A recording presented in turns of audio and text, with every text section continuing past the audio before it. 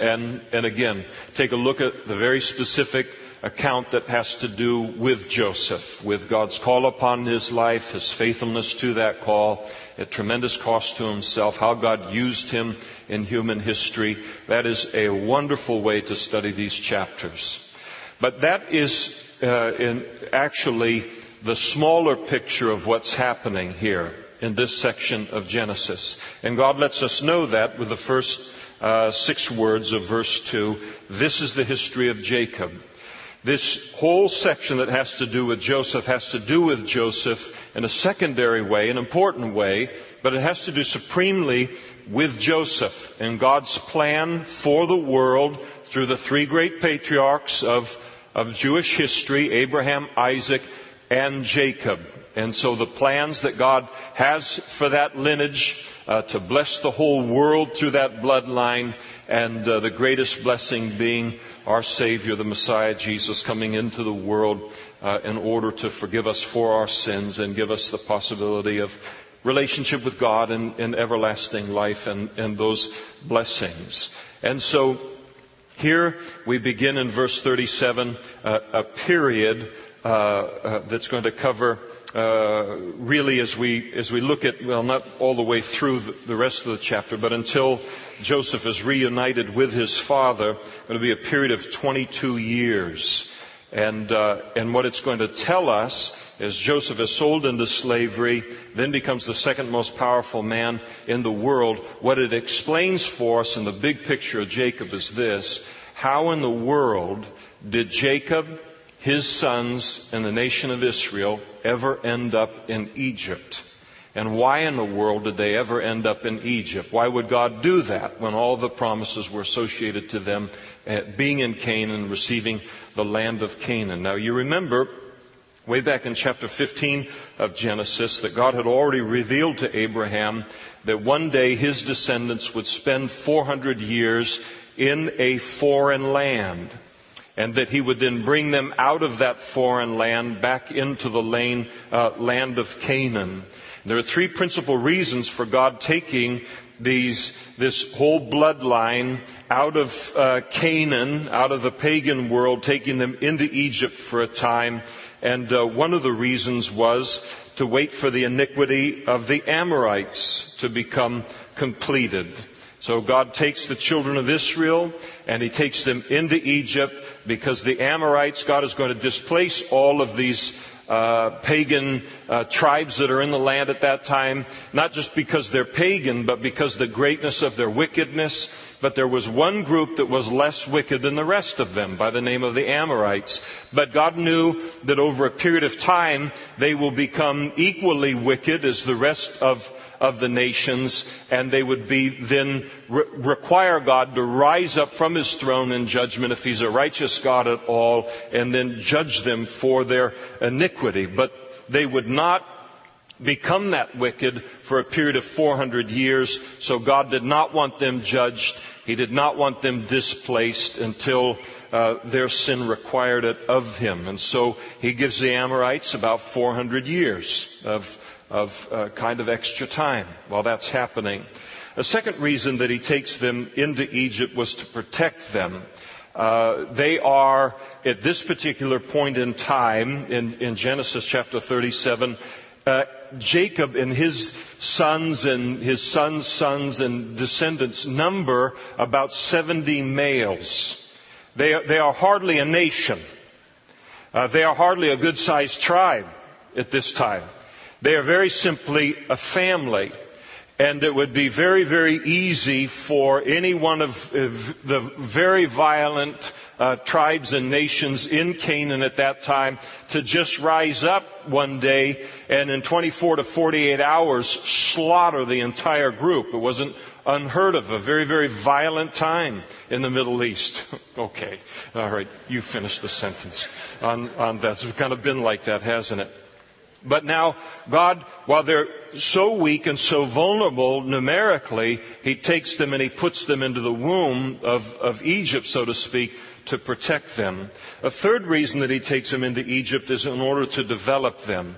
Once again, to develop them from being a fairly good-sized family to becoming a nation. If he hands Canaan over to them right now, and there's 70 males plus their wives and their children, they can't even fill a village. They can't dominate that land. They can't control that land. They can't even handle the wild animals in that land, let alone the sinful nations that are around them. So God takes them into Egypt. When He does it a little later in Genesis, they number about 70 people when they go in. They go into Egypt as a family. When they come out 400 years later, they're truly a nation. They're now the nation of Israel, the descendants of Israel, that is Jacob. And by the time that 400 years goes by, as we'll see, they'll number 600,000 males. And probably, if you put the males together, the wives, the children and all, numbering somewhere between, 2 and 3 million people. Now they have a population base to do what God has planned for them there in Egypt. Now you'd think taking them into Egypt would be a crazy thing to do. If you take them into Egypt, isn't the Egyptians going to, wipe them out? Aren't they more, hostile? Won't the Egyptians absorb them into their population, and the Hebrews will lose their distinctive bloodline in the midst of the Egyptians? Not among the Egyptians of those days. The Egyptians in those days, they were the people, and they knew it. And so in terms of education, in terms of prosperity, in terms of culture, in terms of entertainment, in terms of just, moving forward in a lot of ways, it was happening in Egypt, and they were very proud of that. And if you weren't, it was kind of like Texas. If you weren't an Egyptian, you were nobody. And so you could take and put these Hebrews easily into Egypt, and the Egyptians at that time, so proud and separated from the other peoples, they would never marry into it. Into an immigrant population, into a foreign population, wouldn't happen. So it was a very safe place culturally at the time to place his people into it, so that they wouldn't be absorbed by the surrounding nations. And so here is the story now. It goes over to Joseph, because now that God's going to tell us, He tells us why He wanted to take them into Egypt. Now He's going to tell us how He got there. And He uses Joseph now to do that. Joseph being 17 years old, and it's important in that verse to recognize his age there. It's going to help us date some other events in his life, and to help us to know how long he was in certain circumstances in his life. He's 17 years old at this time, and he was feeding the flock with his brothers. And the lad was with the sons of Bilhah and the sons of Zilpah, his father's wives, and so they're his half-brothers. And Joseph brought a bad report of them to his father. So he comes to his dad, and he tells Dad, these guys are just doing a lousy job out here in terms of herding the flock and taking care of the family, animals, and the family depended upon these animals and these herds for their very survival. It's how they lived and maintained their survival. I can't tell you how many times through the years where Joseph is painted as some kind of a snitch or a rat or something like this at this point in time. I just want to say, anybody that goes that place on things, just say, read the rest of his life, and if you come within 10 miles of it, you come and give me that snitch and rat routine, and maybe we'll talk a little bit here on things. So to call him a snitch or a rat on his family or something, I just think, what are we talking about? Gangs? Are we talking about high school cliques? It's just to think in totally carnal terms. His brothers are doing wrong. They are negligent in the handling of the family flocks. And because they are being negligent in that, they are endangering the survival and the prosperity of the family. That was their main source of income. So Joseph just rightly goes to his father and informs his father of what the head of anything needs to know about what it is that he's over, and that is, you've put this under people that are not being responsible in handling it the way that I know you would want to handle that thing. And so he's just being faithful to his father. He's doing what's right, doing what's best for the family here. In fact, I don't doubt that it is very likely that his father demanded this of him, wanted a report from him related to how things were going out there. To give you some idea of how this is not a wrong thing in Joseph's life, later in the law of Moses, God will put a protection right within the law that is, makes Joseph shine in a very, very good light here when he would, in the law of Moses, declare that a silence in the face of something that puts other people at risk is forbidden. You can't keep silent in a situation that is going to be detrimental to other people. Leviticus chapter 5 verse 1, if a person sins in hearing the utterance of an oath and is a witness, whether he has seen or known the matter, if he does not tell it, he bears guilt. And so this is not a character flaw in Joseph at all. In fact, it's a mark of his integrity.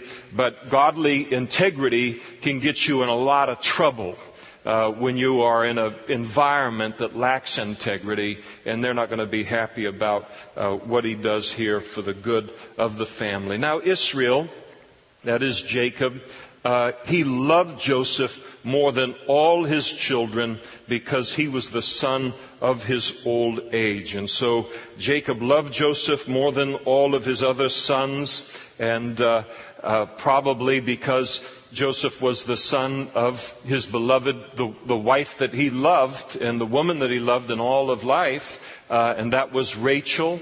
And so that's the only son that he has, or that's the son that he has by her, the oldest son by her and all, and so he loves him more than the others. As we're going to see the character of these other 11 brothers kind of unfold, we're going to see that it was probably pretty easy for Jacob to love Joseph more than the others, just because he was a very, very good young man. He was a very godly young man. Didn't create any problems for his father or anything. And it's very easy, when you've got a child who doesn't create any problems for you and everyone else is creating problems for you, it can be easier to love the less, problem child. But no parent, I don't think, should love one child more than another, and if you do, you certainly shouldn't, make it broadly known, which is what he's going to do here in just a moment. And Jacob should have known that more than anyone else, because when he was growing up, his parents, Isaac and Rebekah, Isaac loved Esau best, Rebekah loved Jacob best, and it ended up tearing the whole family apart. So he's committing the same sin now by having favorites among the children, and not only having favorites, but making it very, very well known that Joseph is his favorite. Now notice as an expression of how much he liked Joseph more than anyone else, he also made him a tunic or a robe or a coat of many colors. Now, there's some, disagreement a little bit in terms of the Hebrew, and it's a legitimate kind of different views related to it. Some people like this translation here, where it's spoken of as a coat or a tunic of many colors. Could very well that Jacob gave him that, a very brightly colored, different colors and stripes and everything, or patchwork, kind of coat like nobody else had. It also can mean a coat with large sleeves in it, and there are reasons for all of that I don't want to get into tonight. But what we can know about the coat is that it distinguished him from everyone else. And it was an outward physical expression of the fact that Dad likes this guy the most. This is Dad's favorite. And so that's the coat. And maybe Joseph shouldn't have worn it, but it's from Dad, so he did. Now that's not the wisest thing for a parent to do, is it? Number one, have a favorite and just one out of the 12, and then you give them a real bright coat to wear, just to let everyone know that. You just shouldn't do that. If you got 12 sons, you either buy 12 brightly colored coats, or you don't buy any brightly colored coats, especially when the other 11 will think nothing of killing one of their brothers in order to kind of even things out. Now, the effect that all of this had upon the brothers were told in verse 4. But when his brothers saw that their father loved him more than all his brothers, they hated him and could not speak peaceably to him. Now, what they probably recognized is that in giving him this coat, even though Joseph is very far down in terms of being the oldest in the family and the rightful heir, to get the birthright and the blessing related to the family, to ultimately become the head of the family. When they're looking at Dad dealing with him in this way, they're thinking he's jumped up to the top of the list. He's going to become the heir of the family. And there were quite a few brothers between him in terms of being older. So nobody likes this very much. Not just on a favoritism kind of basis, but also in terms of what they want, the place they want to have in their family, the inheritance they're going to get from Dad, and all this kind of thing. So they hated him, and believe me, they did. And nobody wanted to speak peaceably to him at all. And so anytime he tried to get a conversation with one of them, remember he's 17, he's not like 40 and able to process this, or 30 or something like that. They just really gave him a hard time. Now Joseph, as if things couldn't be worse, had a dream. And he told it to his brothers, and they hated him even more. I mean, how could you hate him more than they did? But they did, and here's why. He said to them, "Please hear this dream that I have dreamed." And he said, "There we were, binding sheaves of wheat in the field." And it's going to be very interesting, because this having to do with wheat, because ultimately wheat's going to play a big part in this picture a few chapters down the road. But here we are, we're binding up the sheaves of wheat in the field, and then behold, all of a sudden, as I'm watching this dream, my sheaf, it arises up, and it stood upright. And indeed, all of your sheaves stood all around, and they bowed down to my sheaf. Crazy! So he tells them the dream here. And so the reaction, I mean, they understood exactly what it is that this dream meant, what it meant is that he was going to become the preeminent above all of the brothers. And his brothers said to him, "Shall you indeed reign over us?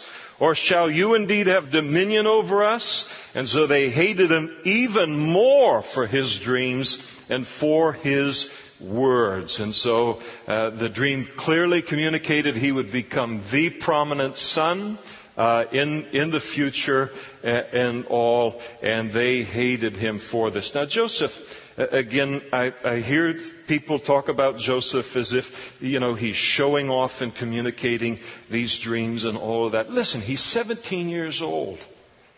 And he's 17 years old in what is a family culture that's very sheltered and all. And so he's not like kids are today, 11 going on 27 kind of thing. He's just excited that God has spoken to him.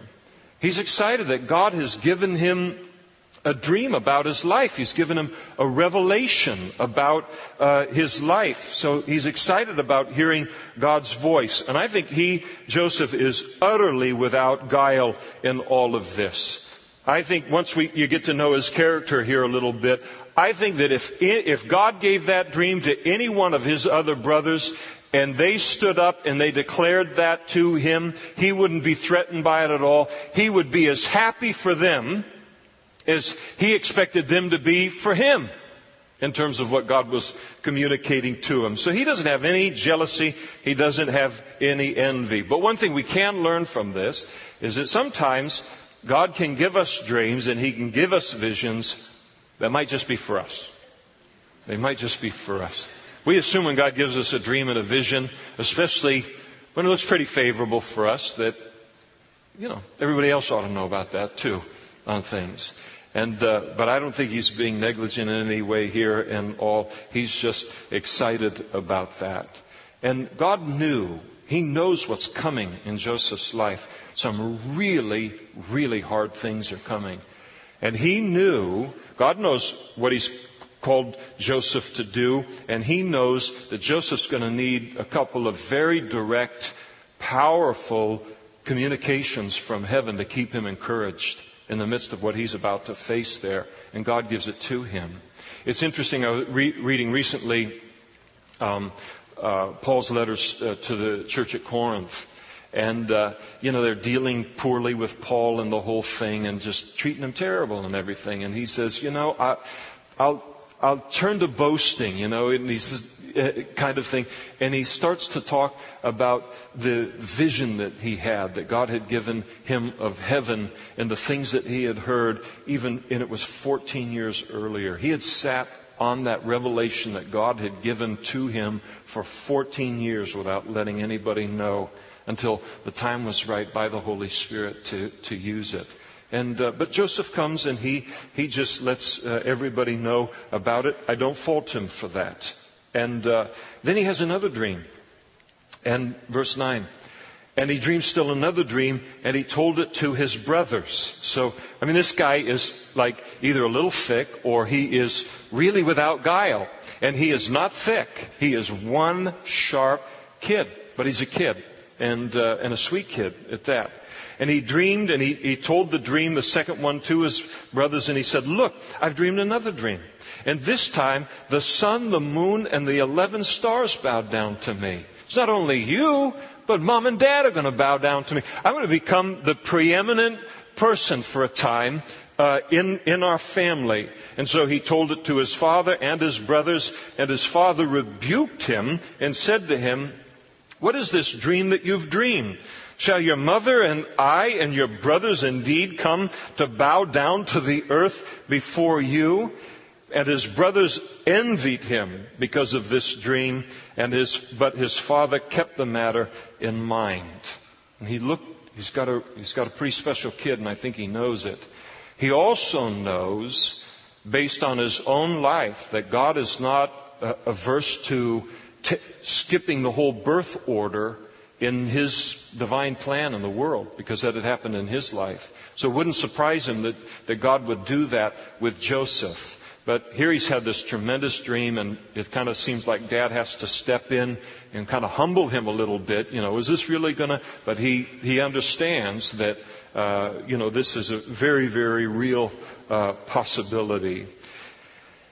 And his brothers, so they envied him, kept the matter, and he kept the matter in mind. Now, this is kind of a turning point in the whole thing. Because for Joseph, right now, from verses 1 through verse 11, it's all fun. It's fun to get dreams from God. It's fun to get vision from God concerning how He's going to use our lives. It's fun to have that kind of revelation from Him. And it's wonderful, and it's an encouragement to our faith. But once God gives us that revelation, by whatever means He decides to do that, then the hard part starts. And the hard part, the easy part is getting the revelation. The hard part now is being prepared for the place that God is going to put us into. And so God gives Joseph these dreams, visions for his life. He knows he's going to need them for what's coming right around the corner in his life, because he's heading now into a 13-year period of the development of his character before these dreams come to pass. There is something way, way harder than the preparation that God invests in our life, no matter how hard it gets. And it gets really hard for Joseph. And when you look at how God prepares his character to ultimately become the second most powerful man in the world and to keep his head screwed on straight when that happens, there is something harder than the preparation of our character for that position. And the harder thing is for us to be elevated into a position and not have the character to handle it well. That is the harder thing. And remember that for those of you where God has given you vision. You feel like he's given you a sense of his calling upon your life, and you think, this is so hard. I can't believe how he's stretching me. It just can't get any harder than this.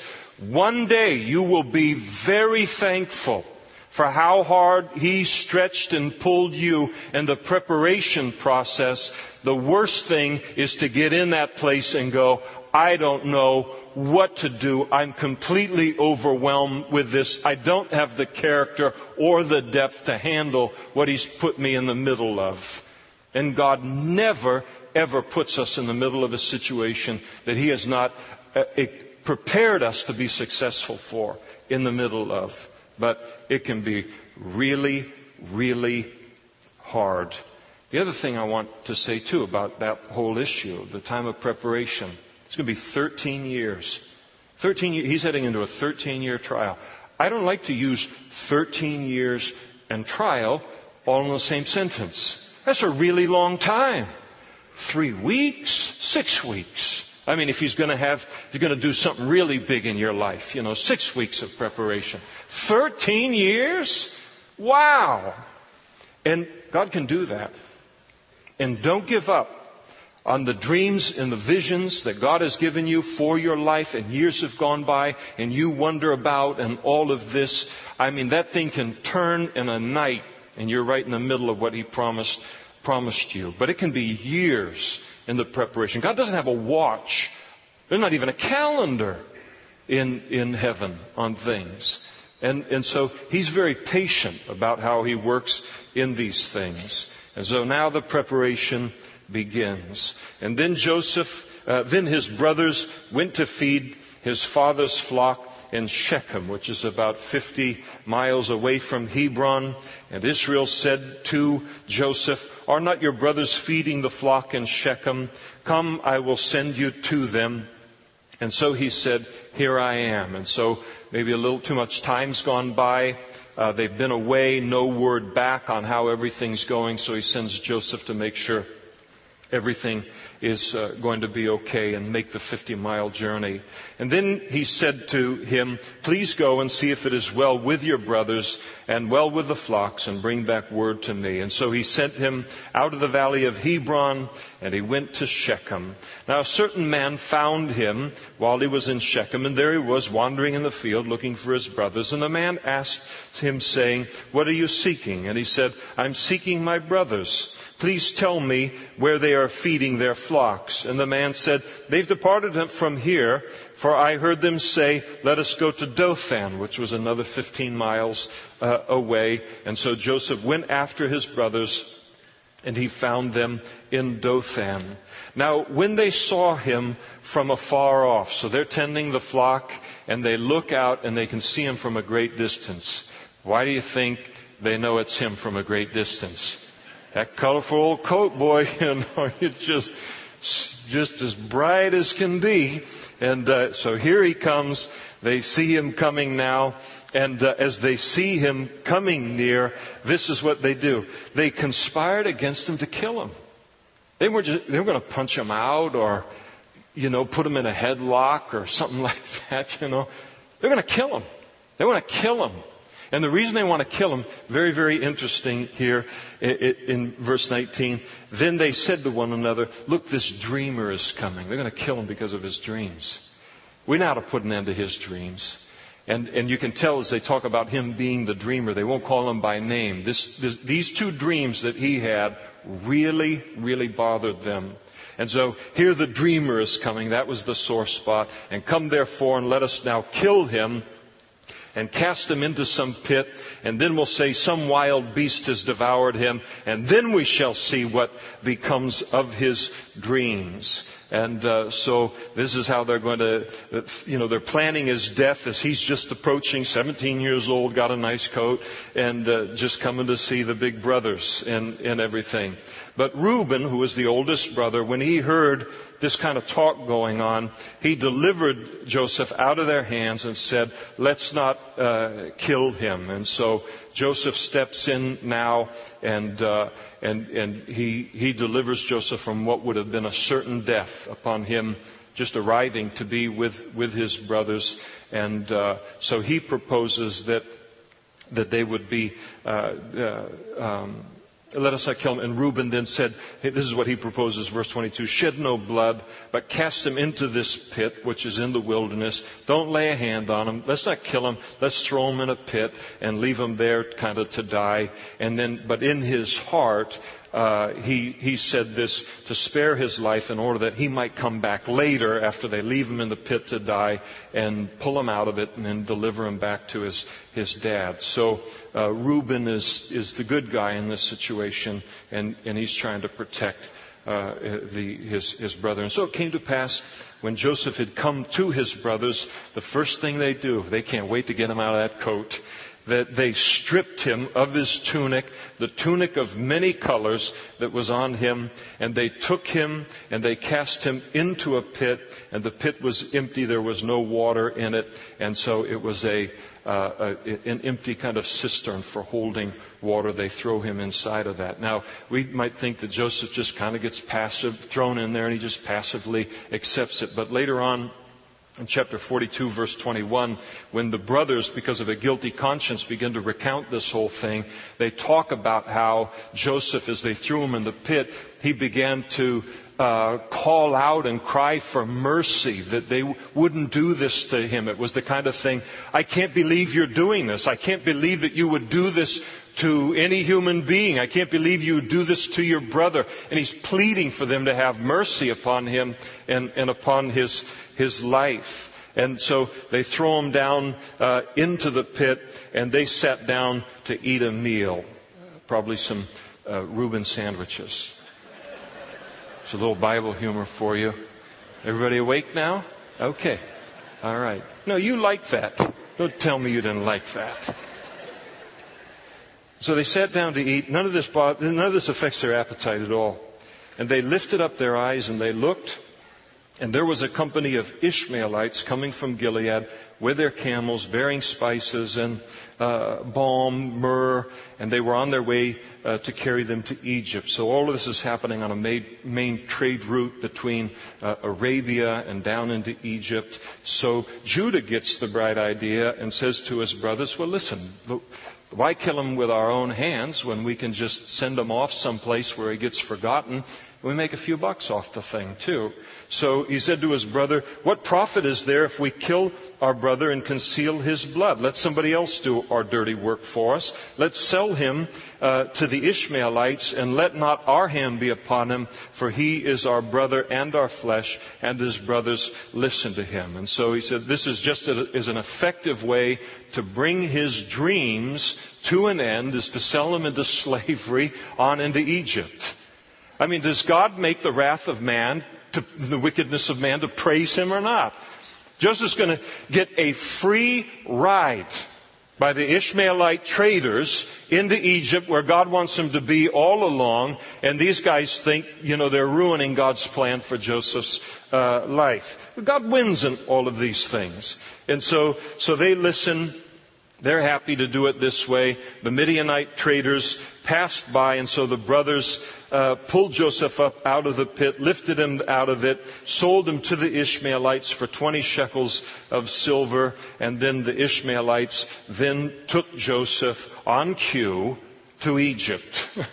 It's just absolutely fabulous, exactly where God wanted him to be. And then Reuben returned. He's been absent while all of this was going on. Probably had gone, somebody has to take care of the herds while you're planning your brother's death.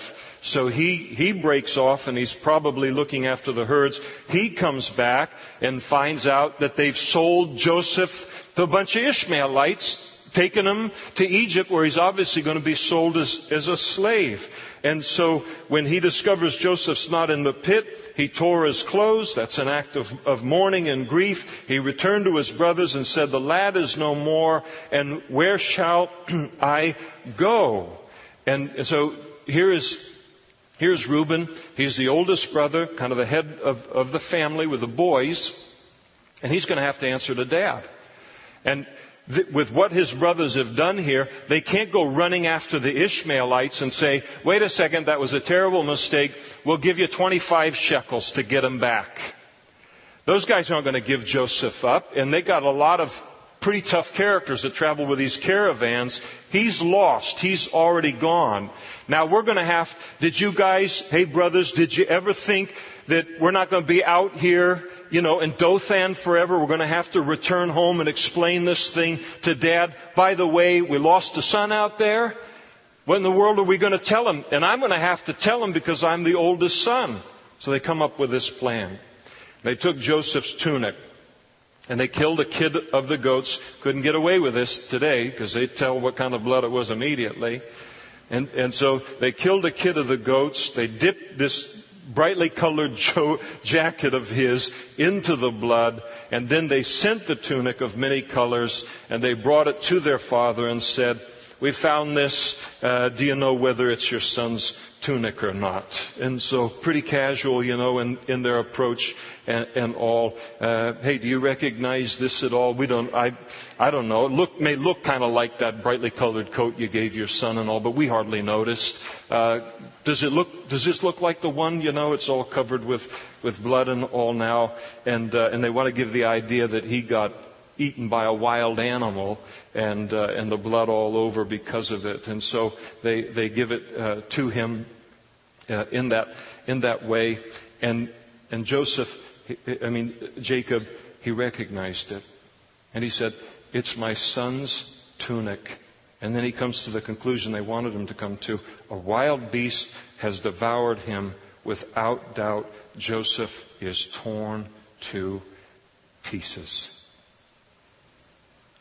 For 22 years, they're going to let their dad live with the lie that their son, his favorite son, is dead. He's not dead at all. That is just so unspeakably cruel to do to a parent. And the only way it can be crueler is what they're doing to Jacob here, and that is Jacob has to feel, I'm the one that sent him out to Shechem and then on to Dothan. If I had never sent him, he would still be alive today. And for 22 years, he's going to feel responsible for the death of his son.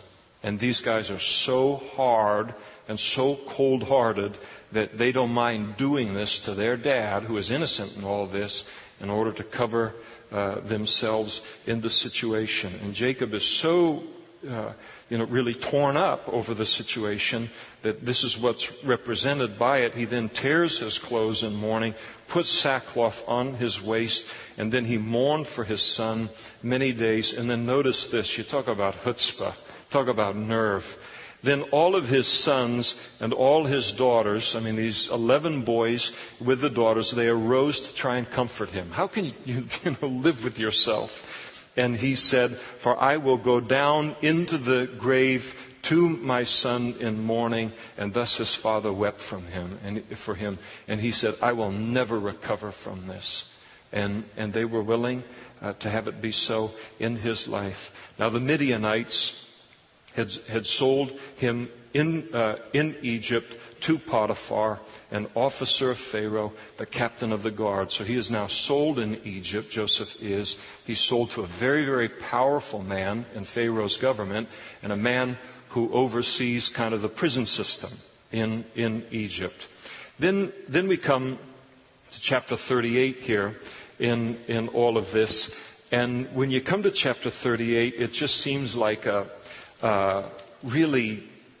it's like the writer of the Bible finished chapter 37 and went off and had a cup of coffee and came back and just started writing something that doesn't have anything to do with the chronology, as it deals with really a very sordid event having to do with Judah, it was his idea to sell Joseph into the slavery and all. And you look and say, how in the world does this fit into the chronology? But it does fit in, and there's a reason for it.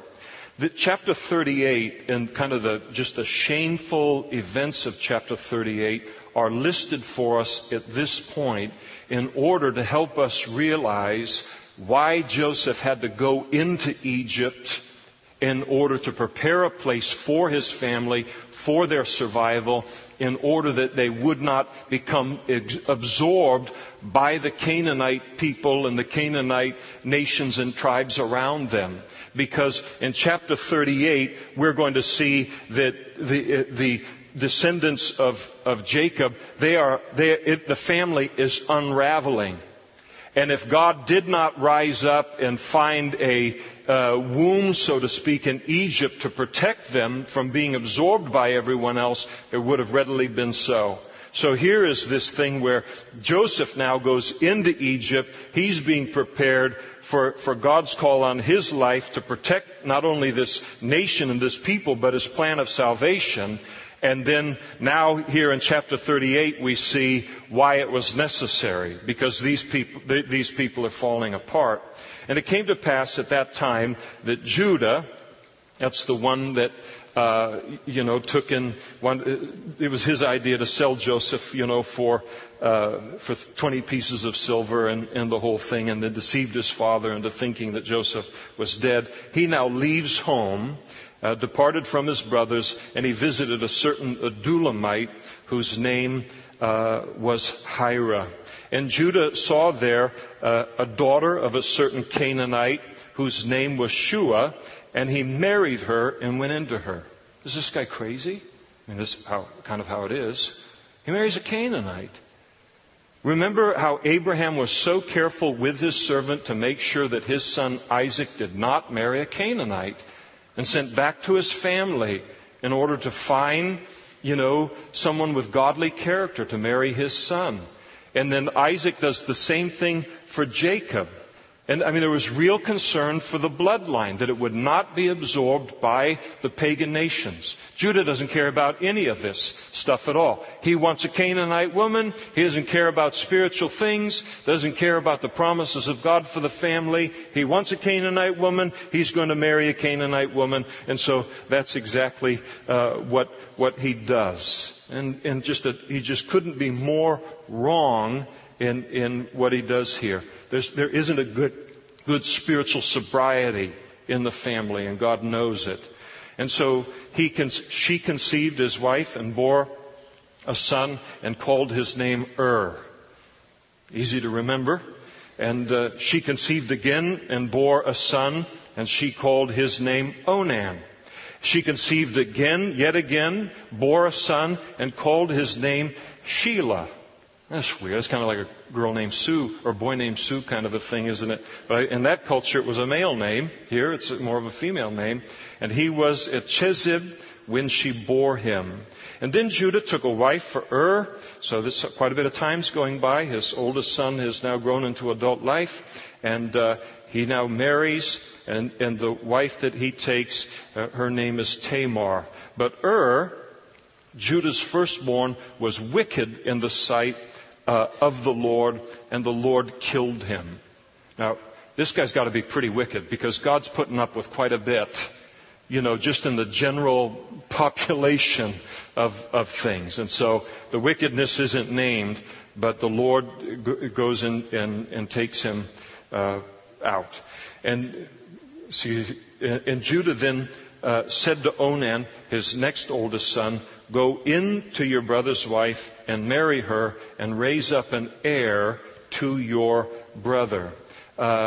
This was called the Levirate marriage in those days. And the Levirate marriage was, if you had an older brother and he married a woman and he died before they had a son, in order for his name to continue and be a part of continuing on in human history, then The next blood relative, closest blood relative, would then marry the widow and take her as wife, and then would be involved with her intimately until she conceived a son. That son would not be considered his son, but his older brother's son, in order that his name would live on. And so it's very, very important for that culture that a man's name did not die out. And we're less concerned about those things. I certainly am. I had 2 daughters and absolutely fine with that. So we didn't keep trying until we had a boy. And so you end up with Ma Kettle and Ma Kyle here, and until 18 girls, and then you finally get the boy, kind of a deal, and everyone's dead. So you can do that. That's fine. There's a lot of choices and freedom in the United States, and so I'm not putting it down, backpedaling pretty good. I'm thinking, just saying it's right for me. But that was the way that the deal worked, and so. To raise up, the whole purpose in verse 8 is to raise up an heir for your brother. But Onan knew that the heir, the male child that would come out of this union, wouldn't be his. And so he would kind of have to expend the resources to raise the boy.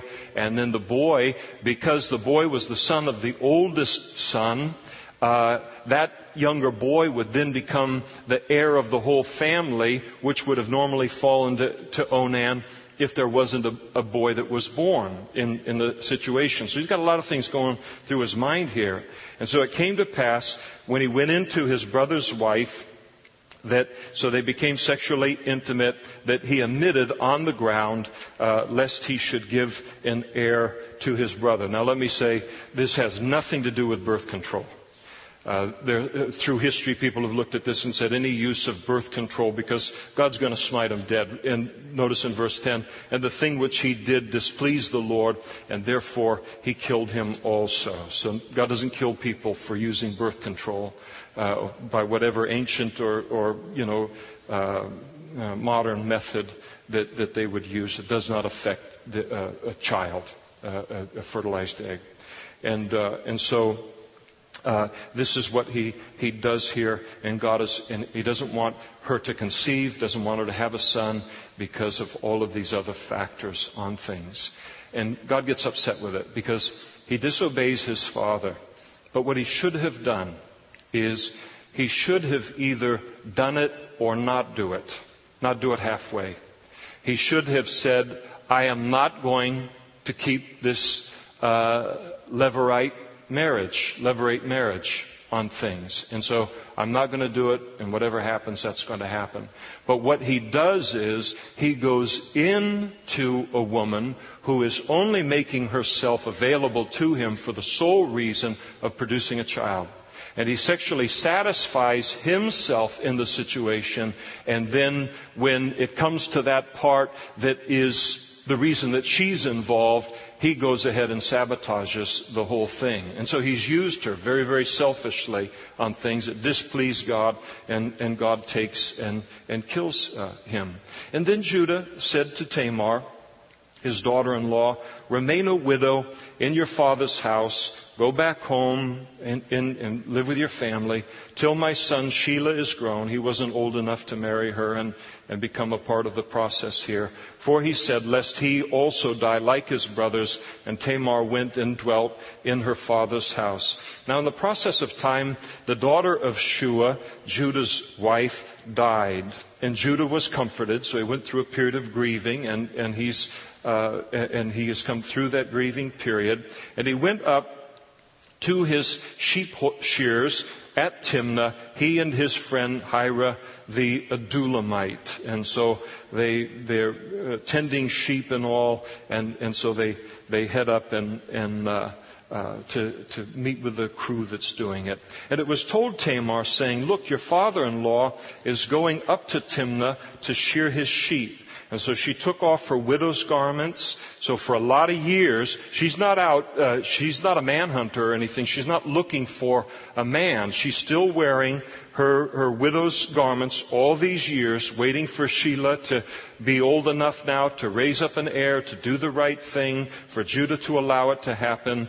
And so it hasn't happened. So she takes off these garments. She covers herself with a veil, wrapped herself. This is the dress of a harlot in those days. And she sat in an open place, which is on the way to Timnah.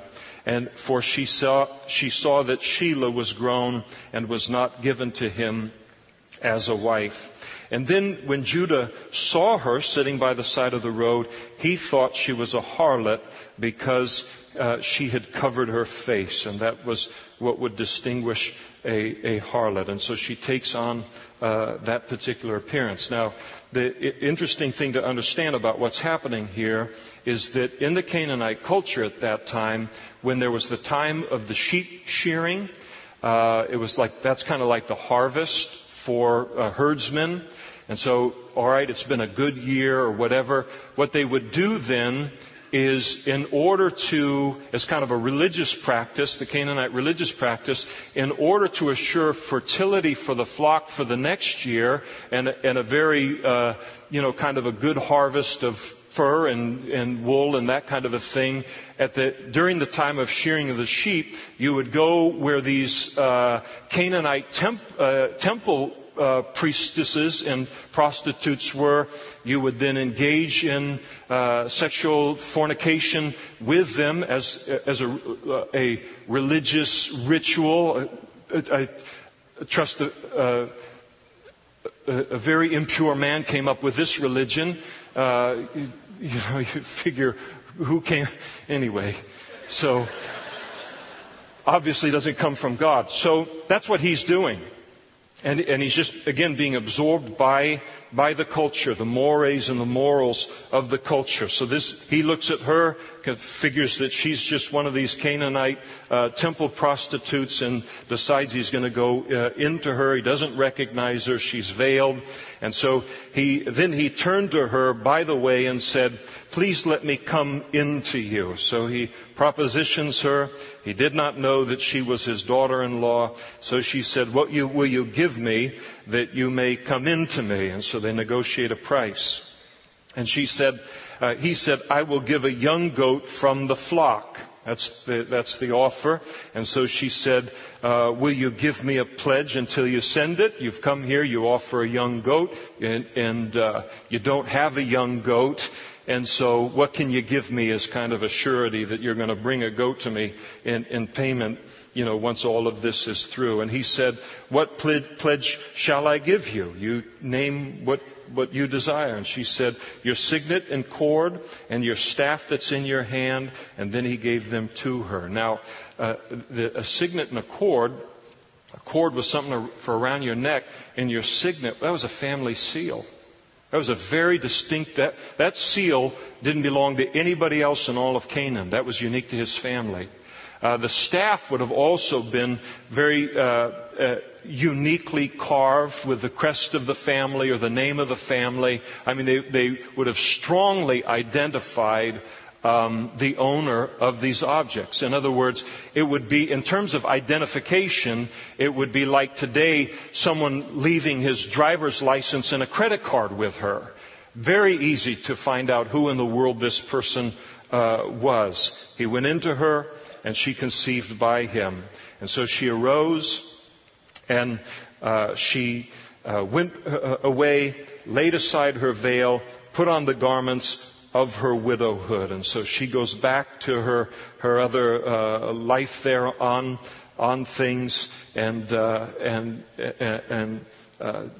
continues all of that. The harlotry side of things is over. And then Judah, he sent a young goat by the hand of his friend the Adullamite to receive his pledge from the woman's hand. So he wanted to give the goat to her so he could get his seal and his staff back. But he couldn't find her. And then he asked the men of the area and said, "Where's the harlot that was openly by the roadside?" And they said, "There's no harlot that hangs out around here in this place." And so he returned to Judah and said, "I can't find her." And also the men of the place said, "There's no harlot in that place." And then Judah said, "Let her take them for herself. She can have those, lest we be shamed, because I've done what I can. I sent her the young goat, and you haven't found her. I tried to do what was right here." And it came to pass about 3 months later that Judah was told, saying, Tamar, your daughter-in-law, has played the harlot, and furthermore, she is with child by harlotry. So word comes back to Judah now that your daughter-in-law, who's been waiting for Shelah, is now pregnant, and she's pregnant by harlotry. Notice Judah's reaction. Bring her out and let her be burned. Not the mildest, kind of reaction to the whole thing. And so here he is. He looks at the deal and he's incensed. My daughter-in-law, this is shame on the family. She's been a harlot. She's pregnant out of wedlock here in the whole thing. Let her come out and be burned. And that's the sentence that he casts on her. Now, if you're going to burn people alive in a public setting, that's going to gather quite a crowd. So probably from all the families and everything, everyone comes together to see all of this. And it's so hypocritical of Judah here in this thing, because just 3 months earlier, he was engaged with a harlot. With her, but he doesn't know it. And yet when he hears that she's been engaged in harlotry, now we're going to kill her. And isn't it amazing how terrible our sin looks on other people? Amazing how we can overlook things in our lives and then just be unbelievably hard on someone else who falls in sin. She doesn't really do it. She does it deliberately. And we'll get to that in a moment. But falls in sin in the same area that we do, and we're going to really hammer them on that. You see it over and over again in the body of Christ, where there is this overreaction even to giving a consequence to a sin. And whenever there's that overreaction, a lot of times there's underlying factors in a person's life, and that person is troubled by the same sin. So he says, let's go ahead and burn her. And she's brought out now to be burned, and she's sent to her father-in-law, saying, by the man to whom these things belong, I'm with child. This is the man that conceived with me on things. And she said, please determine whose these are, the signet and the cord and the staff. And I mean, everyone can look at them and they know that they belong to Judah. And so Judah acknowledged them and said, she has been more righteous than I, because I did not give her to Shelah, my son, and he never knew her again. She was more righteous than him in that he engaged in sex with her for his own sexual satisfaction. She engaged in sex with him in order to raise up an heir to her dead husband, which the law of the land allowed for that time. So there are two completely different kind of categories of people here in terms of how things would be judged. But to his credit, he admits, I have done the greater wrong here in all of this. And it came to pass at the time for giving birth that, behold, twins were in her womb. And so it was when she was giving birth that the one put out his hand, and because whichever child was firstborn was super important to them, the midwife grabs that hand, puts a scarlet thread on it, and so we know this one came out first, even if it was only a hand. And then it happened, he drew his hand back into mom, and his brother came out unexpectedly, and she said, how did you break through? This breach be upon you. And therefore his name was called Perez, which means breakthrough. And then afterward his brother came out, who had the scarlet thread on his hand, and his name was called Zerah. Amazing. The birth of these two twins. And you know what's one of the most amazing things about the whole chapter? Is that God is going to bring his son into the world, not through the lineage of Joseph. I mean, while Joseph is going to handle temptation in a completely different way, we'll see next week, Judah handles it in the worldly way on things. And you would think, boy, God is going to bring the Messiah into the world through Joseph for sure. But he doesn't. He brings Jesus into the world through Judah. And through Perez, one of these two twins here, Zerah. And that's how he comes into the world. Sometimes people say, there's no grace in the Old Testament. There's unbelievable grace in the Old Testament. God's a willingness to identify with sinners. If the worship team would come forward.